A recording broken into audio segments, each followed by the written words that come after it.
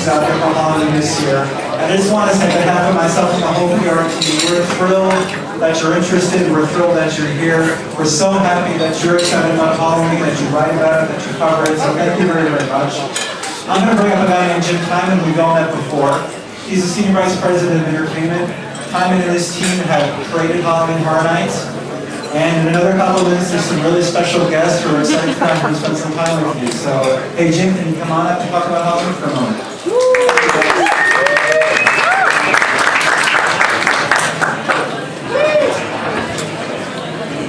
Good evening, everyone.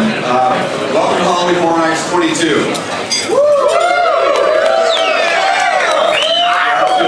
Sorry about the weather, but we'll get you all pumped up tonight and hopefully have a great time.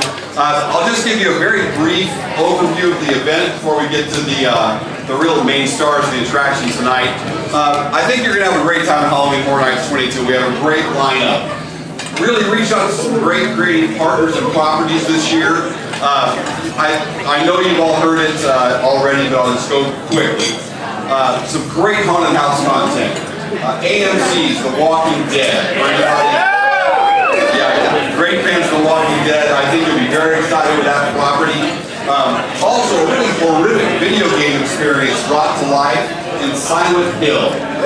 For anybody that's into video games, we brought the world of Silent Hill to life. The music of Alice Cooper in Welcome to My Nightmare is a great haunted house experience. Also, in the fine tradition of Halloween Horror Nights, 3 brand new original haunted houses will also be on tap tonight. You'll see those with some brand new street entertainment experiences. The scare zones have been entirely reinvented, and I think you'll experience those tonight. Hopefully, if the weather cooperates with us a little bit, we'll get the street experiences fired up for you. But really, what we want to talk about tonight and our special guests that are joining us tonight. Penn and Teller's New Las Vegas is a really cool concept. And I gotta tell you the way it started, and then I'll bring them to the stage so they can tell you about the house itself. It started with probably the 5 coolest words in creative development. Wouldn't it be cool if? Halloween Horror Nights starts out sometimes talking about movie content, television content, musical content, and how we bring that to life. But what we love doing more than anything in the business of creating really immersive experiences is reaching out to incredibly cool, creative people.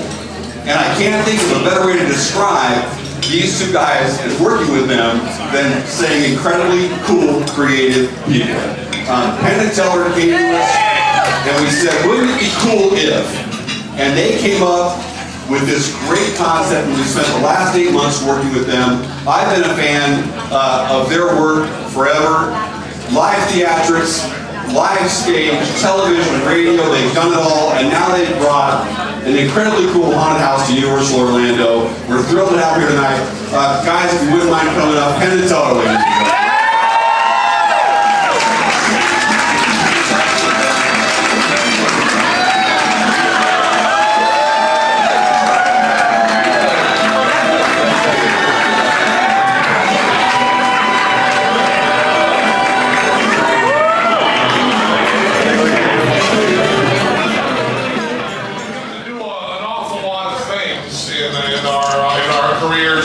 This has to be one of the most exciting, to be able to work in a form that really is different, really is so American. I mean, the haunted house form that kind of shows up in church basements and in strip mall parking lots and all over America very successfully.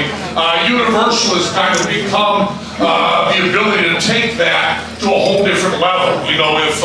If what we see all over America is garage bands popping up doing these haunted houses, Universal kind of does the Sgt. Peppers all the time. It takes that piece of American folk art and makes it art without a qualification. And the idea that we had with these guys, the cats and kitties here at Universal are better at doing haunted houses houses than anyone has ever been, and to just work with people who you can just kind of say something casually in a meeting, and then 2 weeks later it was a PDF, and a month after that it was actually something that existed in 3 dimensions people could walk through.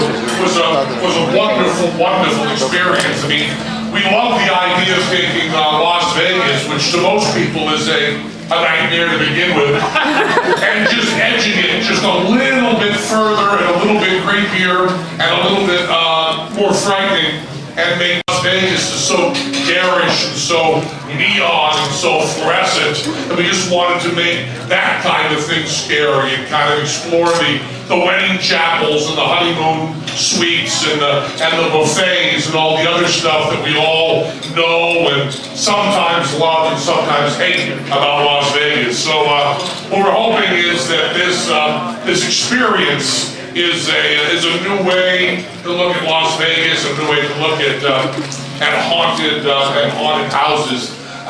It's pretty great to be able to work in, when you work in theater, you have the proscenium there, or in television or in movies, you have the kind of narrative that happens there that you kind of look into. And the wonderful thing about the Horror Nights at Universal is that they have this completely surrounded, site-specific theater that happens with people who, before they even start watching what you're doing, already have pulse rates that are up over about 130, 140. So it's pretty great to see people just jacked up and screaming and having a great time and being able to work in an environment as opposed to a theater. So I hope you all like it. Hope a lot of people go through it. And I've got to say that in 38 years of collaborating with each other, with other people, I think about the best people we've ever worked with have been all the people here at Universal. The amazing thing is when you get an idea and Universal says they can do it, they really can. When we get an idea, we say we can do it, we usually fuck it up 3 times first. And then kind of struggle to bring it to fruition. But the amazing thing is they go from PDF to reality more accurately and more beautifully than we've ever worked with. So we want to thank Universal a lot. Thank you all for coming back. Inspiration for Showtime's bullshit. The inspiration for Showtime bullshit, or actually it's not called Showtime's bullshit, it's called Penn and Teller bullshit. Minor correction. Teller and I have kind of followed magic history, kind of breaks into 2 basic schools of thought. One is typified by Houdini, and the other is typified by assholes. One group of people seems to think that magic should learn about how people are misled and then do its best to tell the truth. That was Houdini's point of view.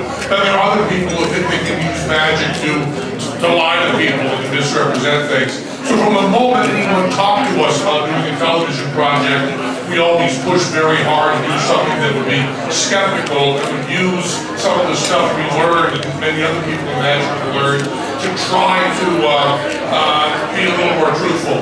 So we pushed for that for a long time, and we pitched bullshit right after 9/11, and actually 2 weeks after 9/11, 2001, and it was a very difficult sell. But I think it was also a time when we're looking at things skeptically, was really called for, and Showtime had the guts to let us do a skeptical show on TV, which is usually considered to be not successful. But we ran 8 years and are now doing another pilot for Showtime, which I'm not supposed to talk about. But there's no press people here, right? I know there's one question, but the last one, what's your favorite Spanish word? My favorite Spanish word? Corazon. Any more questions? Over here. Sir. So what's next in your collaboration with Universal? You bringing your live show out here or anything? Or? I don't know. We played the Hard Rock here at Universal before, and we will do that again. We're doing that in 2013. But I would like to do anything with these guys. I mean, it was just from beginning to end a marvelous experience, and just wonderful to be around that kind of deep competence with integrity. That's a mixture you don't get often. Sure, just yell. I'm saying I go to the haunted house, I will probably scream. side to you a little. When you go through the haunted house, how will you evoke your emotion of being scared?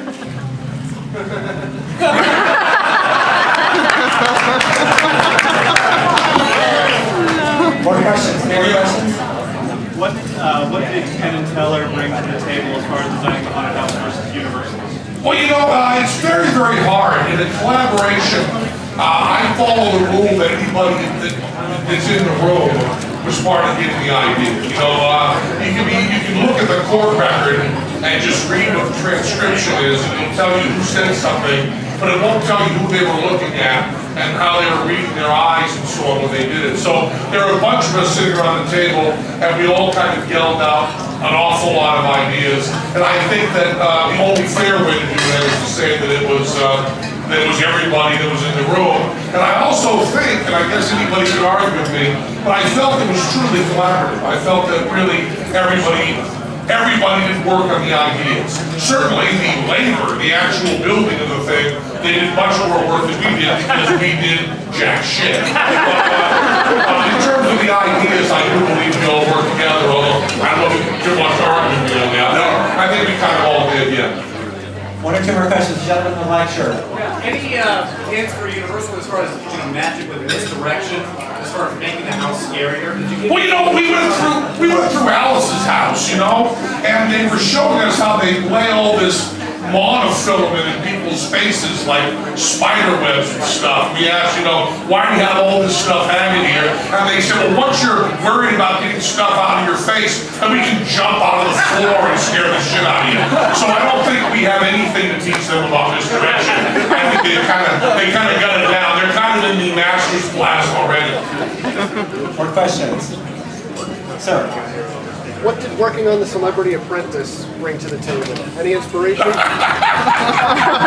question was, what did working on Celebrity Apprentice bring to the table? Well, I think that you learn an awful lot about making people uncomfortable. Other questions? Allison. Hey, what's your favorite Elvis song? My favorite Elvis song? You can't rumba. What is it? You can't rumba in a, what is it, Cadillac or something? There's some sort of I really like that clam bake period. I mean, once you get the Sun Sessions, which is really the only good Elvis record, then you kind of go to all the goofy stuff. And it's every single song in clam bake just kills me. So maybe one more question. No questions. Well, then that was the last question. Thank you, Allison. Gentlemen, question up here? What scares you? Almost everything. You know, one of the things is that people think that because we worked so much in gore and so much in horror and so on, that we are probably jaded to everything.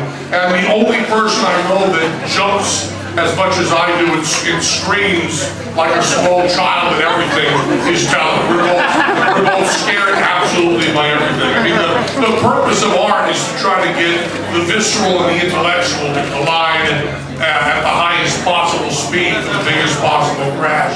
And what you're doing in a haunted house, what you're supposed to be doing in a roller coaster, what you're supposed to be doing during sex, which is have your guts and your intellect fight as hard as you want. To be able to go into a place where you feel completely frightened and feel all of that, and yet know that you're safe and everything's done responsibly. It's the pinnacle of art. And I guess that's all.